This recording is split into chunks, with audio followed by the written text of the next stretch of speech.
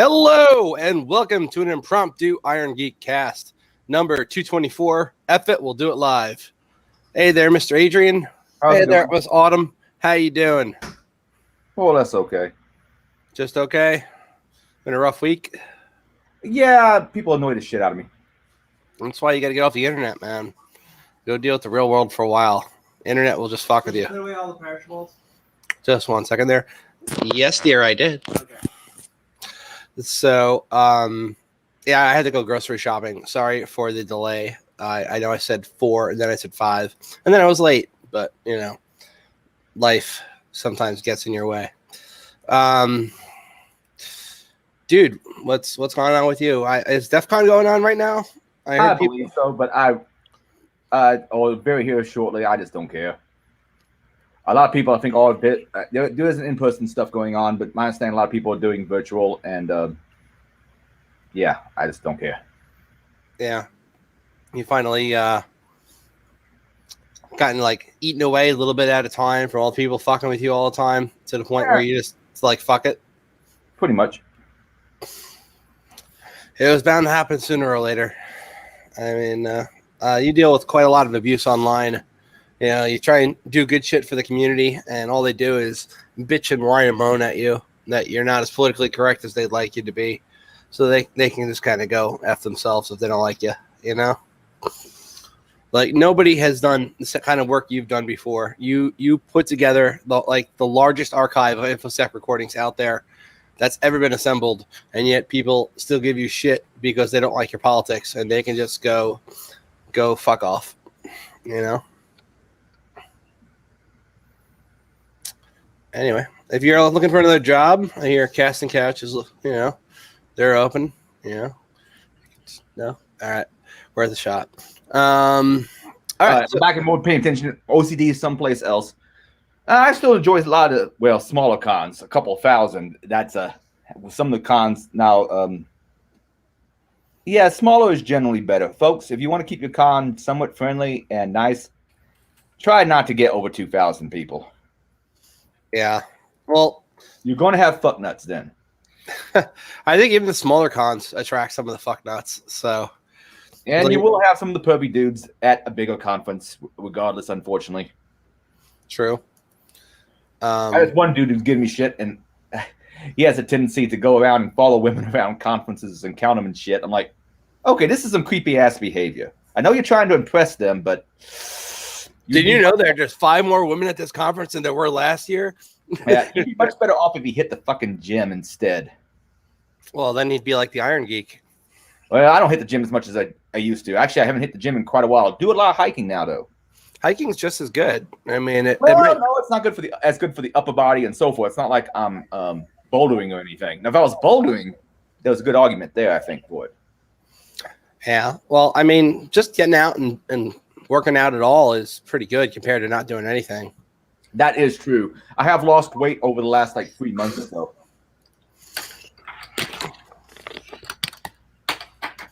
I have not lost any weight. I have been traveling a lot and eating a lot of shit. And I went to Freedom Fest with Atheists for Liberty and FAIR. FAIR is an organization that's dedicated to eliminating intolerance and racism.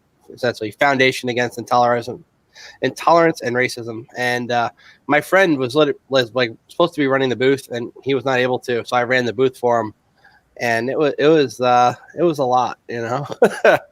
I literally had to learn everything about the organization in like an hour, and then go out and answer everybody's questions. Now, are they actually fair about what they consider to be a prejudice and what's not? Yeah, they are not for critical race theory and things of that nature. They believe in the teachings of like Martin Luther King Jr.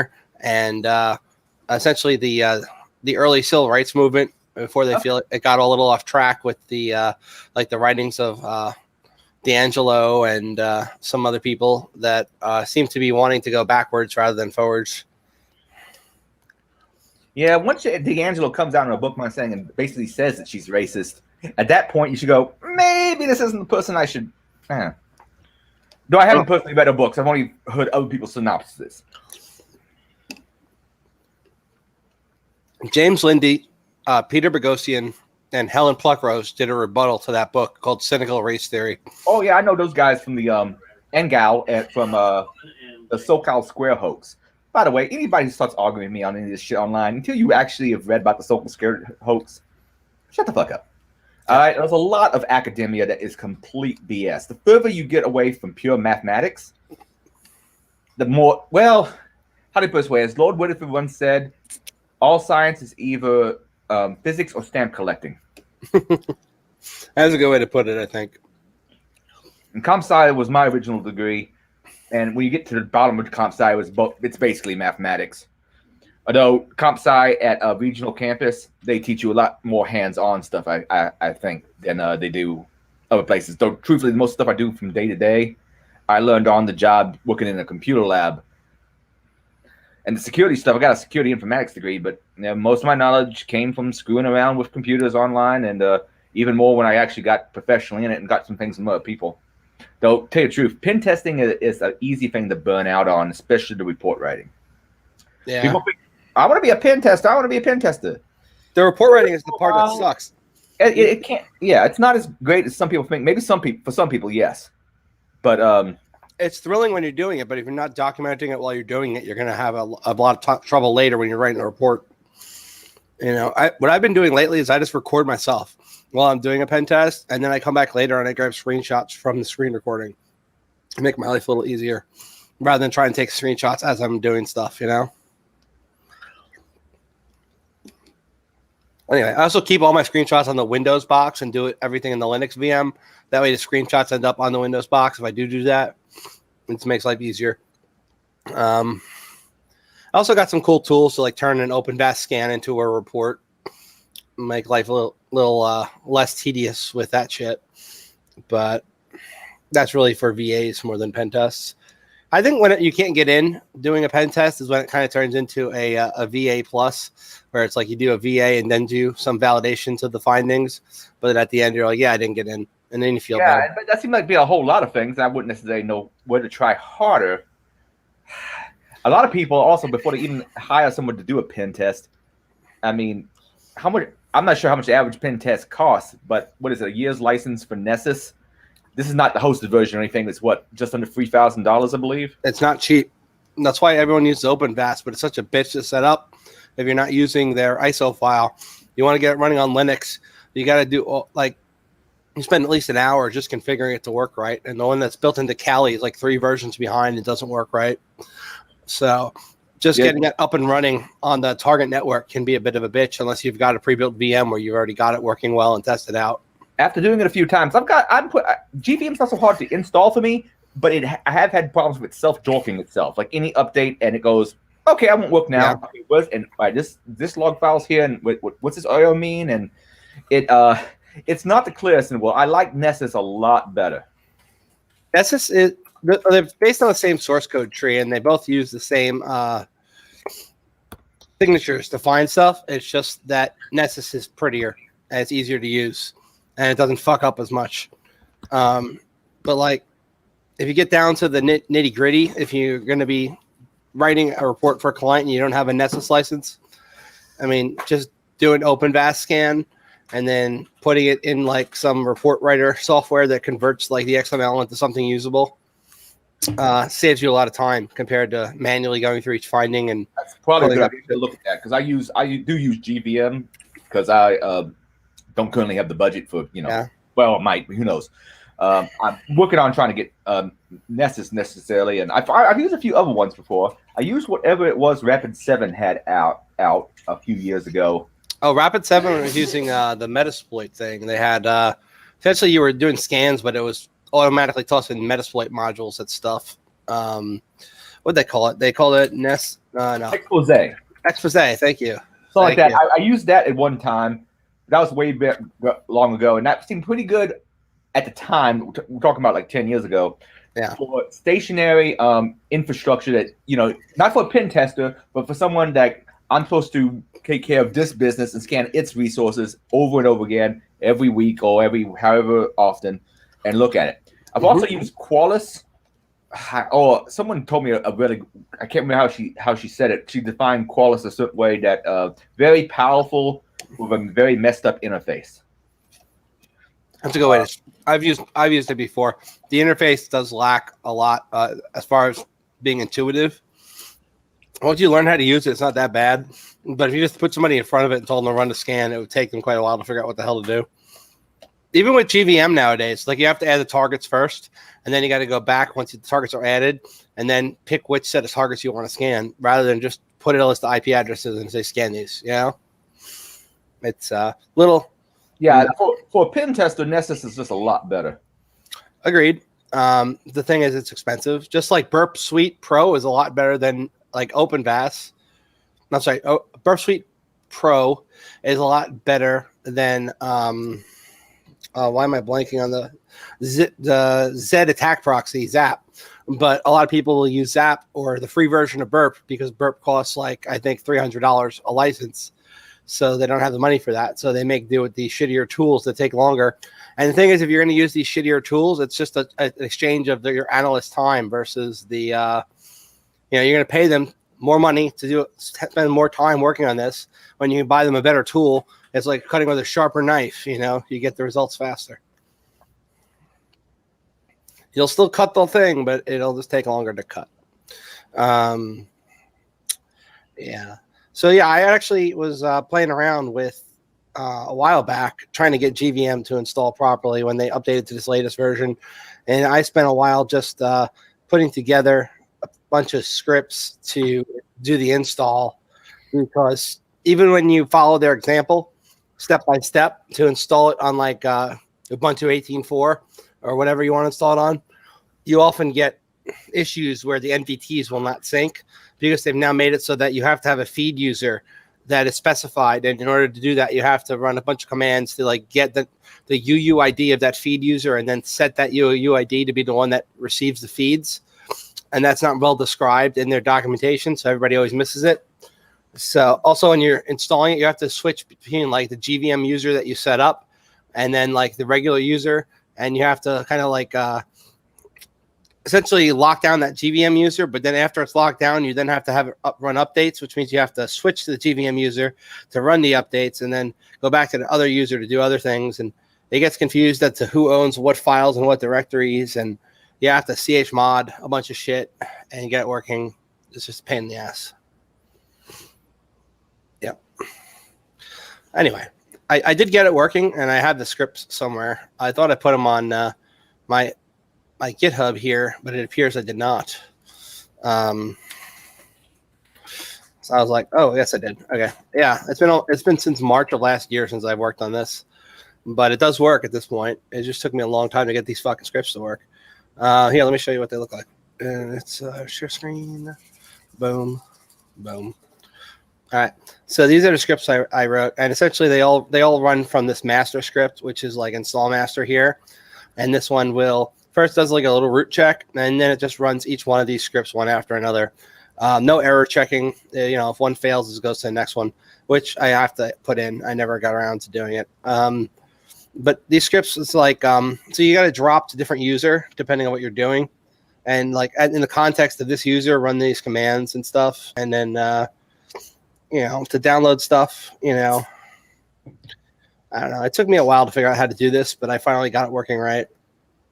Now, all of these, essentially, you run the install master, and then it runs each script after another. And then at the end of it, it usually works. Sometimes it doesn't, and it still requires a little fucking around, but this tends to work for me now. I've automated it. So I have to install this thing quite frequently. But yeah, that's a lot of freaking scripting to do just to get shit working, And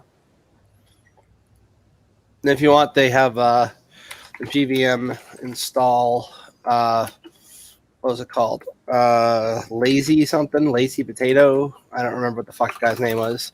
Anyway, somebody like detailed all the work that was necessary to install this thing, and I went through it and did it, and I scripted it, which is what you do in the industry. I don't even have to do that much work to get it on. I mean, a little bit of problems, but it wasn't the install that was the problem for me. Most of the time I've used GVM. It's been upgrading later on and having something break. Right. I found out Orcus Rat recently. It's published a while ago, but I just found the code for it, and that's kind of cool shit. This whole database here, this like GitHub thing, is a bunch of rats, and most of them still work. They're like not neutered, so I found it very interesting. This guy has a really good list of stuff. So anyway, I came across it, and it's not just like a listing. There's a lot of source code for rats in there. I'm surprised Microsoft really allows that, considering they own GitHub now, and they tend to shut down people who host things like rats, but they're still there. This right here is a pretty good tutorial for Nick2 for people who've never used it before. Nick2 is a great tool if you're doing like some preliminary assessment of on a web server. Like you want to know what technology the server uses and if it's running anything that's vulnerable. You run Nick2 against the server. And if you run a Windows box, you could actually run the subsystem for Linux. You go over and you do that. And then you could have Nick2 run on this version of Linux as well, even though the networking is a little wonky with this. And you can do that as well. And like, Nick2 dash, what is it? Dash URL, I think. Is that it? Yeah. Dash URL.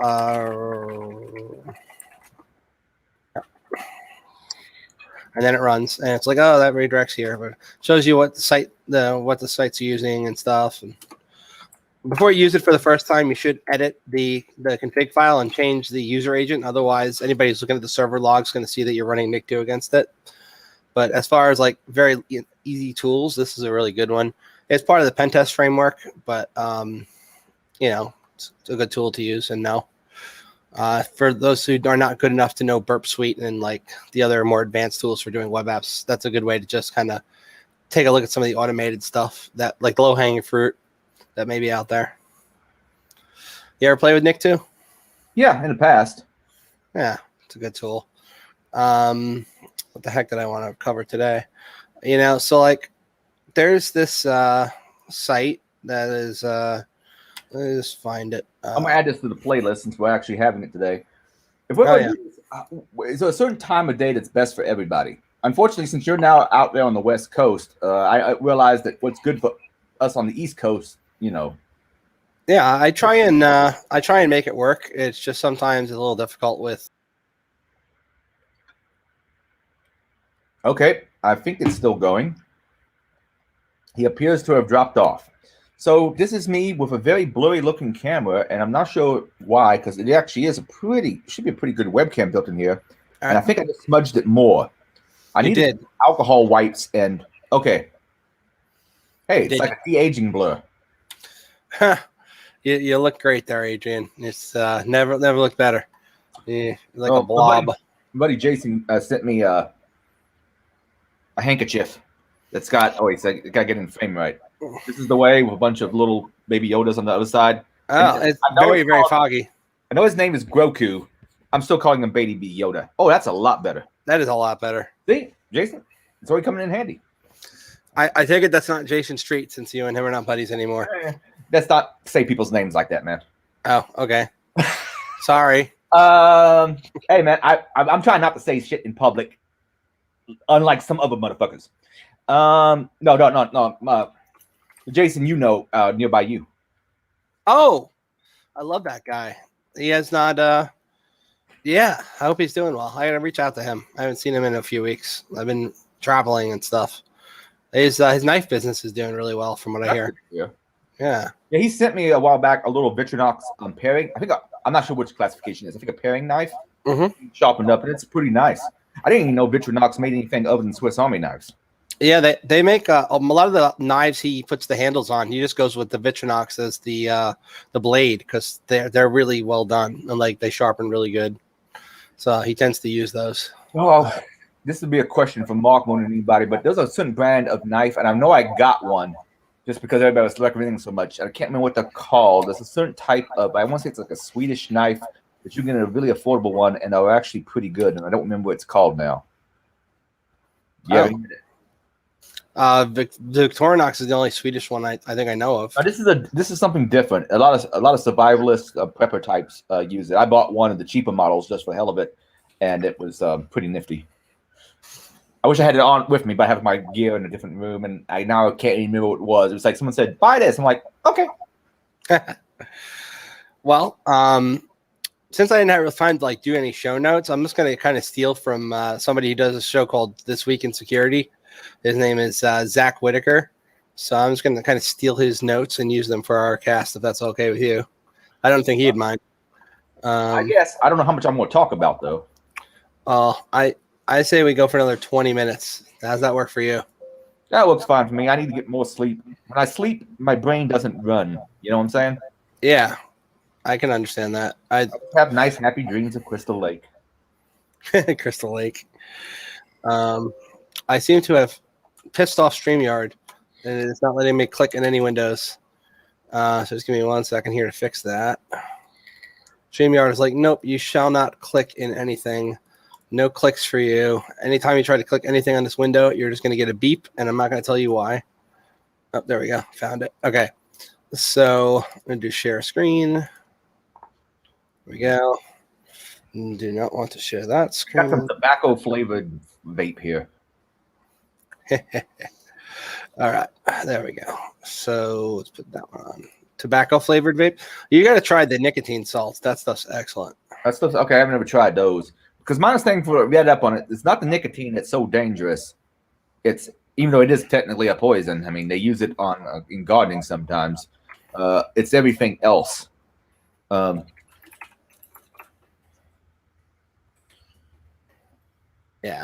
Mostly, I just find watching the vapor roll off being soothing. And one time, I tried to blow smoke rings. Never could successfully do it on purpose.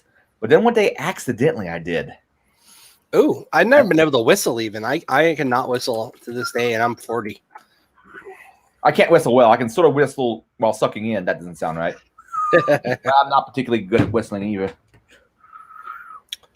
Yeah. So you remember the Pegasus malware they were talking about a few weeks ago? That thing that NSO group from Israel put out, where they were using it to get into the journalists' phones and like heads of state, and essentially it was like some custom built malware that was.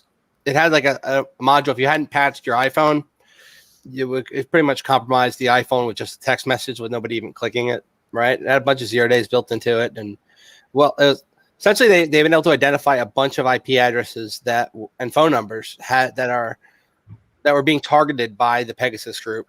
Essentially the people who are using this NSO group malware, and it is interesting. It's a cool read. Washington Post. Unfortunately, is the one who wrote the article, but it's also on Amnesty and Guardian, very similar articles.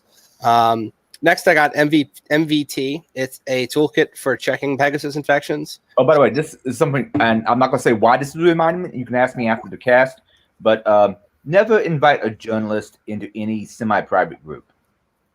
Well, what if they were only a journalist when they were in college? No.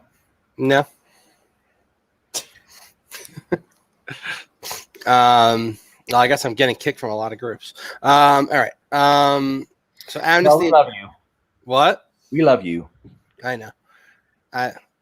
So Amnesty International and GitHub kind of got together, and they published on GitHub a toolkit called MVT, Mobile Verification Toolkit. Essentially, you dump your phone into a file, and then you have this toolkit check that file. It works a lot better on iOS than a lot better on Android than it does for iOS images, but it can check both, which is cool. So if you are paranoid that somebody might have access to your phone, then that's a good way to kind of go through it and figure out if it's rootkitted. And then apparently somebody from Dubai, the ruler, their phone number was on the list of compromised phones that was found. The same NSO group leak stuff we were talking about previously. Chinese government is recruiting cyber criminals to attack Western targets. So essentially, remember the Exchange server vulnerability that was really big? Well, which one? One of those three that was big earlier this year. Well, they're essentially training people to use that and try and just pop as much stuff in the West that they can. They're also going after specifically Ebola research and other high tech intellectual property stuff. These guys went to jail for doing that, And the House terminates the constituent contract after there were some security issues. This was a platform used by House offices to access constituents' information. It was riddled with security issues and also suffered a ransomware attack. And they're not using that anymore. Catholic Church official has resigned after cell phone data tracked him to being on Grindr. It's kind of, I mean, any other job in the world, it would be perfectly fine if somebody were gay and using Grindr. But as a Catholic priest, I guess that's just no, you know. This sort of story is rather creepy when you think about it, that they're weaponizing app data that people are not supposed to normally be able to see.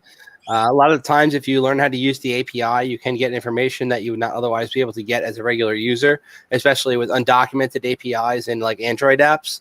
So what this person did, who wrote this article, I believe, not the person who wrote the article, but the technology used, essentially using undocumented API calls to get the phone numbers of all people listed on Grindr who are within a certain geographic radius of the zip code that you put in. So data you would not normally be able to get, but you could with some under the hood stuff.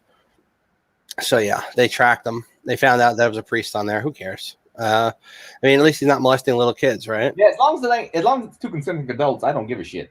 Exactly. The TSA issues a second directive for pipeline operations amid pipeline concerns. This was in response to what happened with the Colonial Pipeline. There are new directives. They try and essentially secure things so that China won't have as much low-hanging fruit to go after. I mean, 13 of these pipelines were compromised. 3 had near misses, and 8 were hit. And they didn't even publish how badly they were hit. The ironic part about the pipeline attack was they went after the billing system. So the pipeline operations were still available. They just decided not to deliver gas because it would have cost them money and they wouldn't be able to bill people.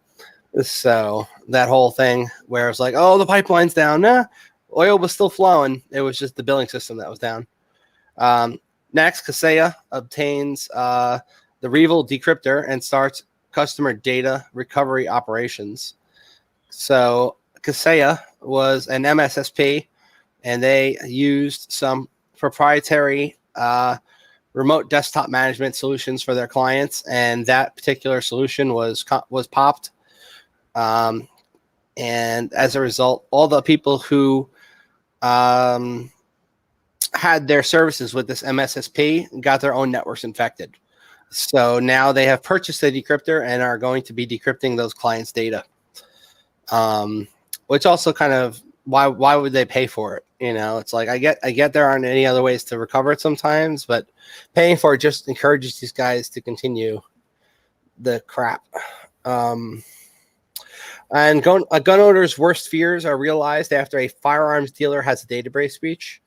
And these are hundreds of thousands of people in the United Kingdom who are gun owners. And it was posted onto the dark web after a security breach at the firearms website.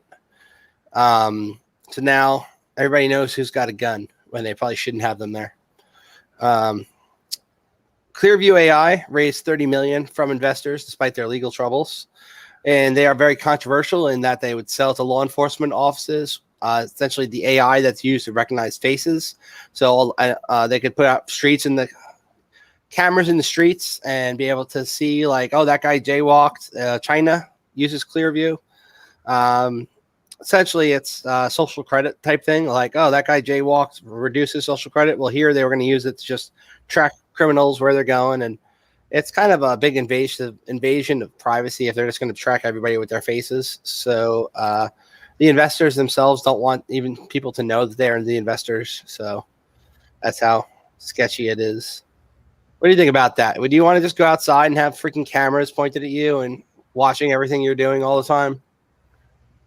It's like Big Brother shit, man. Not necessarily. I'm kind of coming around to where cameras are and what public cameras are being used for. For instance, if budgets could allow, I would like all police to have body cams. Yeah. Some people be against that.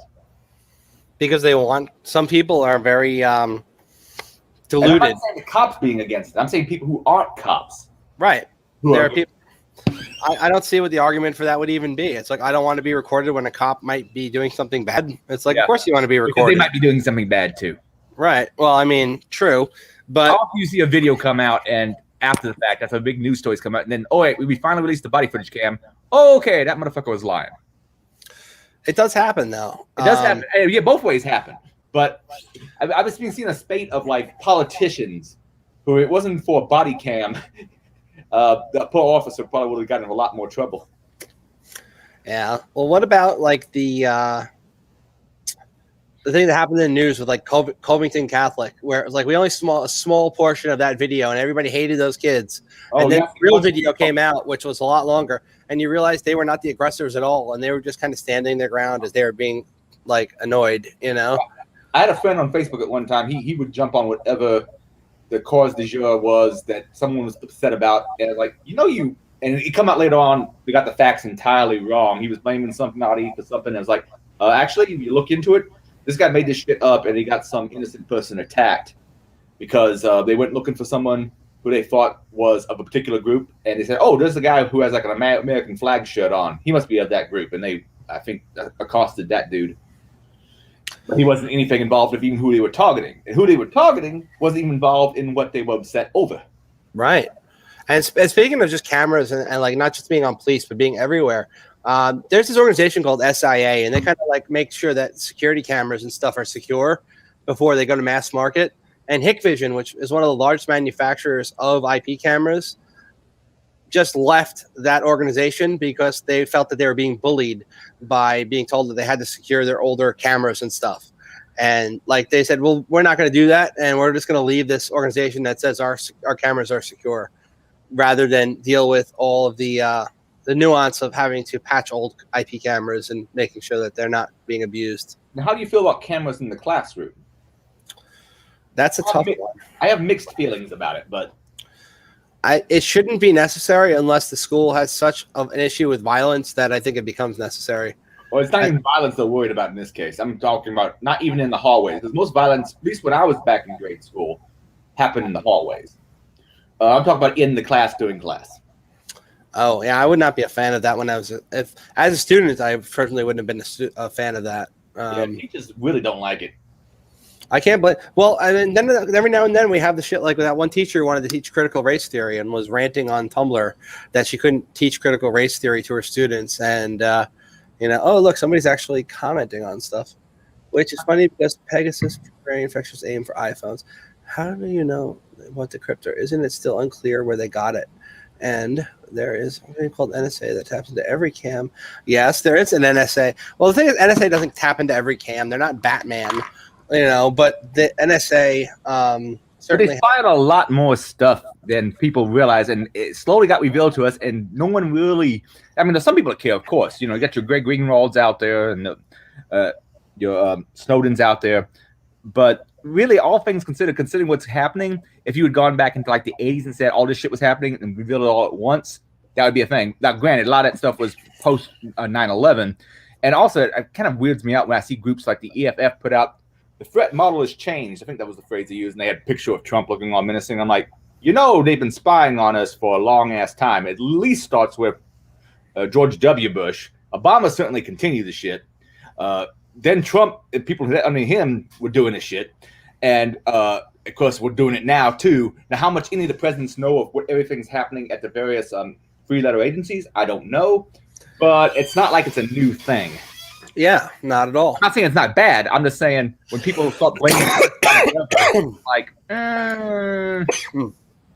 yeah.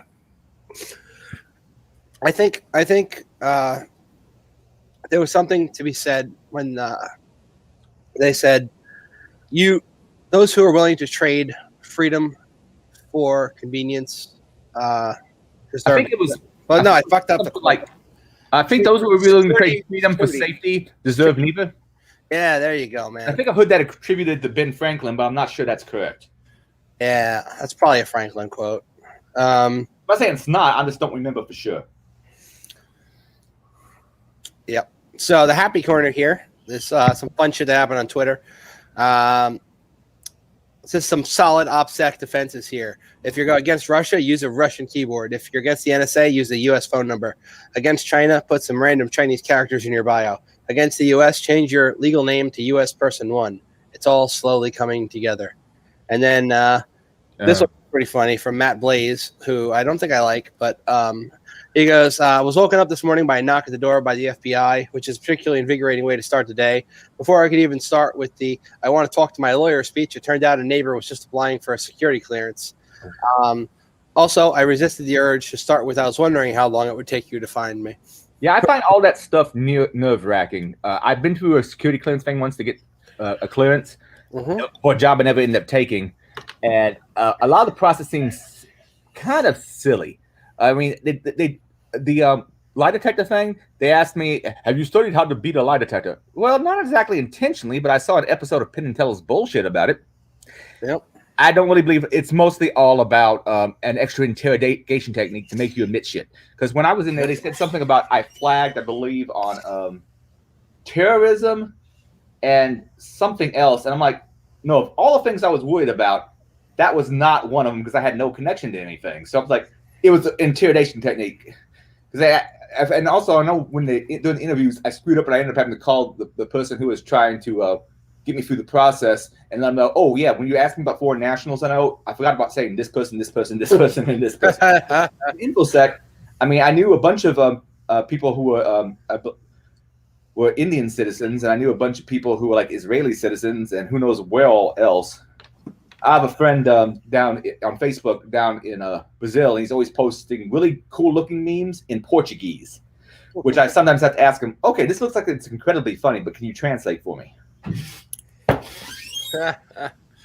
Yeah, they should have a program, an app. This auto train. Ooh, live hand grenade. Yeah, launch it. Ooh. Not a dummy. I got it at a Army surplus store up in Bedford, Indiana. Oh.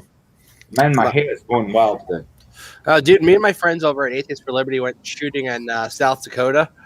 It was a lot of fun.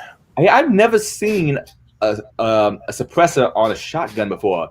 And you'd think I'd have seen one of those because I'm not exactly. I didn't even get to shoot that gun. I literally grabbed it for the picture because I thought it looked cool. Oh, it's kind of cool. Though I don't know how far practical. I'm also kind of curious, how much did it actually silence a shotgun, though?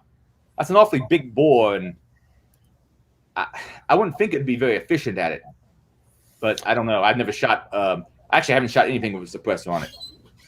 Yeah, it still had a lot of kick, but it was not nearly as loud as it was the one identical its twin brother without the suppressor. I didn't get to shoot that one. Somebody else did. I got to shoot the Tommy gun and the AK-47 and the Suppress 22 little pea shooter. That thing's a lot of fun. It jams a lot, which is annoying as fuck. But when you shoot it, it's like this. There's no what is it called? Recoil. There's no kick, no recoil whatsoever. You just go bing, bing, bing, bing, bing, bing, bing. It's great. Yeah, most 22s are not too bad. You know what model 22 it was? No, I don't remember. I just remember it had a nice little suppressor on it. It was a lot of fun. I know a lot of people like. I think it's the Ruger Woodsman. Is that what it's called? There's one that's. This is the reason I went Mark here. Most of my firearms I inherited. Yeah, most of mine. Yeah, they were destroyed in a shipping accident long ago. A question: the Tommy and the AK you shot, were they full auto or semi? Full. And they actually encouraged you to not burst fire. They were like, "Hey, just let it out." Because one, they sell more ammo that way, which makes them more money. And two, it's they don't have to supervise you as long if they just let you go full auto and then you're out. Your mag's out like a second later. You know. That doesn't take long with either of those two guns. Yeah. Well, it was a lot of fun. I'll give them that. I had not been shooting for a long time. I used to shoot like right out of high school, but since then it's been a long time. You know, fire a Glock 18? No, but I fired a Glock 19.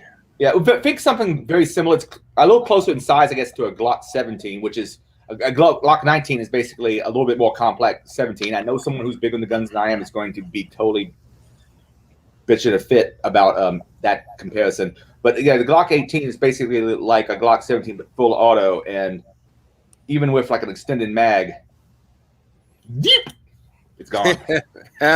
I don't know how practical that actually is. Well, I don't think it's so much practical as it's fun at the range. Well, I mean, if you get that one shot and you know it's good, and you just pull it again in the same spot, and you're gonna get, you know. I live about, I think, 45 minutes away from Knob Creek Gun Range, and I think I don't know how often a year they do the big machine gun shoots, but it is loud as hell when you're out there because people bring out things like cannons and miniguns and other whacked out shit besides just fully automatic stuff. My buddy Mikey, he rented out one of these things called American 100. You ever seen one of those? Or maybe it's American 120. It's a 22 caliber full auto drum fed gun. The idea was they were developing it for the police so that you could spray a lot of fire, but it wouldn't penetrate too far. And they thought about using it for car chases and shit. I'm not sure how practical that actually was, but as far as cheap full auto guns to shoot at Knob Creek, that was one of the better ones. I know they have Tommy guns and so forth. I just haven't done it. Well, I went with the 22 because the ammo was super cheap for the 22. Because one, the thing jammed all the time, and two, the ammo was like $10 for a whole thing of it. And when all the other ammo, like even the Glock 19 ammo, was like I think the cheapest box was $28. And I mean, if you're gonna be shooting for a while, it kind of like it's a lot easier to just little pea shooter and have fun than when I was doing the shotgun. That was like 5 shots for I think $10. It's not a lot, And I really wanted to shoot the Cattleman revolver. Unfortunately, they didn't have any ammo for that at all. And they said they could have bought ammo for it, but it would have been almost $1 a shot, and nobody wants to pay that to shoot. What kind of caliber is the Cattleman? It was an 1873 Cattleman revolver. It was authentic, like the original one. It was, they had them. How was that? Like, is it take any kind of standard cartridge? I don't think so. I think it's some kind of specialized ammo. Okay. I mean, it's a revolver. It's not like a, the other guns that we have. Automatics. Automatics. That does become a confusing name for other people. But yeah, auto loaders versus revolvers. I have several revolvers that my uncle had. 44 Magnum's a lot of fun. Totally impractical, the one I have, because it looked. Have you seen that gun in the first Batman movie that Tim Burton made? No. The Joker pulls out this long ass revolver with a barrel like huge. This one is not that long by any means, but it looks. At this point, you might as well carry a rifle. I found it. Let me show you. Share. Share screen. That one. Yep. That's great. Can you imagine walking around with that thing in your pants? It's like freaking being a tripod. Yes, I think is it Smith & Wesson Model 28? That's insane. I think that's what it is. Whatever the Dirty Harry's gun was. I like it. I have the 44 mag that I have. I'm wrong. So Dirty Harry shot a 44 mag, and Smith & Wesson, I think 44. I have a replica of that. That's what I got. But it's not. It doesn't fire like ammo. It fires BBs, but it looks just like a 44. If you were to not know any better.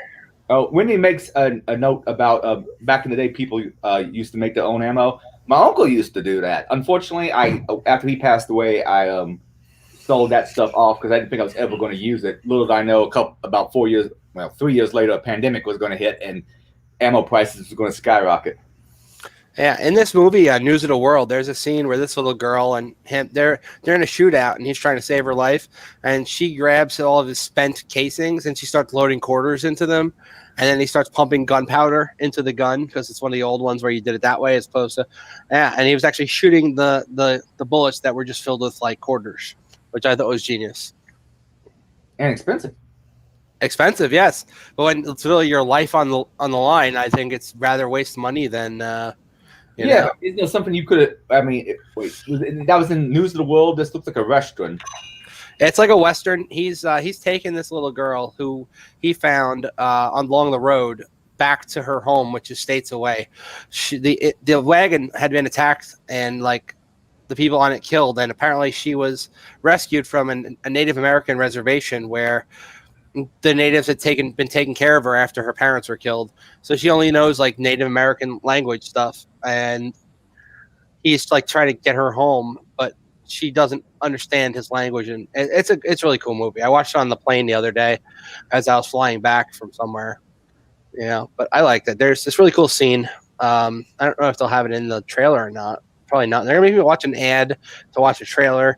Especially back then, think of how much.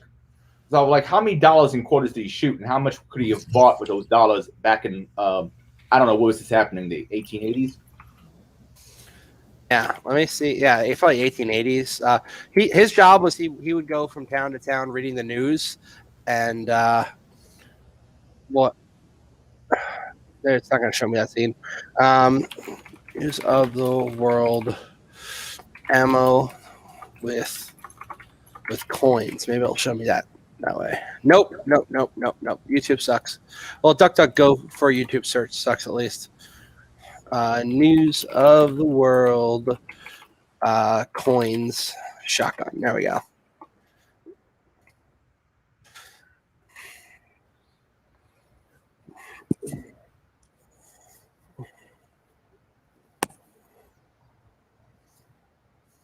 These assholes want to rape that little girl. And he's trying to protect her.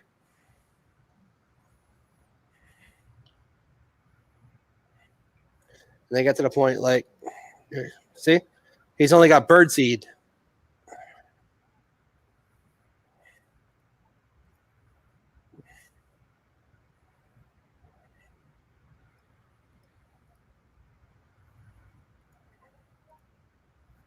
See, put some quarters in the birdseed, in the bird shot.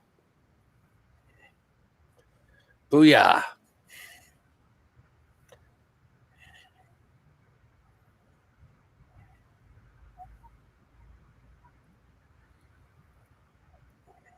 Yeah.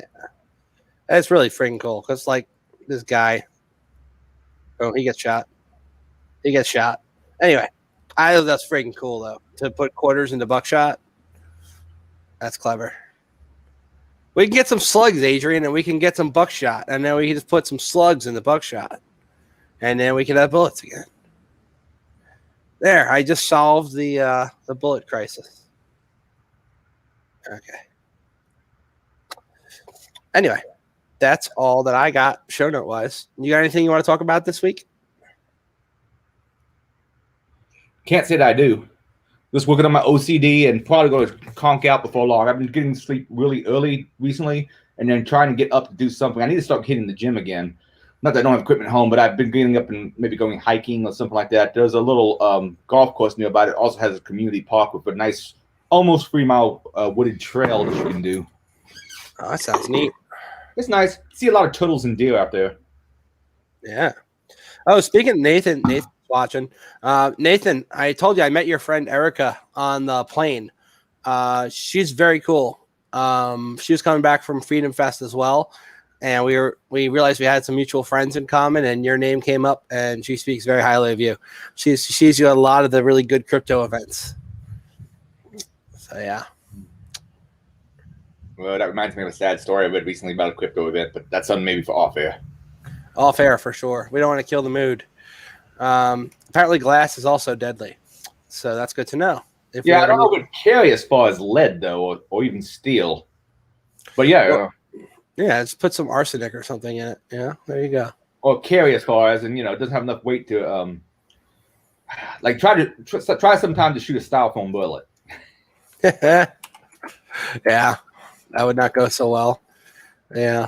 It needs a little weight to it. I think that's why the quarters worked in the buckshot, because it's got the weight to it, But quarters being worth a whole lot more back then, $1, being worth a lot more back then, I would still think you could find a more efficient way of loading a shotgun or something with like screws or something. Yeah. I haven't done any improvised loads. There's a channel on YouTube called, I think it's like Deflator Mouse. And they shoot all sorts of weird exotic ammo out of shotguns on that channel. And they'll do things like bolo rounds that have like a string, a wire between two balls. I think they had limited effectiveness, that flechette rounds, various improvised rounds that they make. But it's a pretty cool channel. I think it's called Deflator Mouse, but I could be totally mispronouncing it or misremembering the name. Oh, cool. I will try and find that and check that out. If you can't find it, let me know, and I'll go find it for you. All right. I'm going to end the broadcast here. Thank you guys for tuning in to this impromptu episode of the IronGeek Cast. We will be back next week at our regularly scheduled bat time and our regularly scheduled bat channel. Or maybe a different time. We don't know because we need to determine that. Just keep an eye on Adrian's Twitter account, and he will let you know. And also, if you don't subscribe to him on Twitter, subscribe to him on Twitter, and you can have all your woke friends yell at you for doing so. It will be fun either way. All right. Have a great night, everybody. Be well. Be well.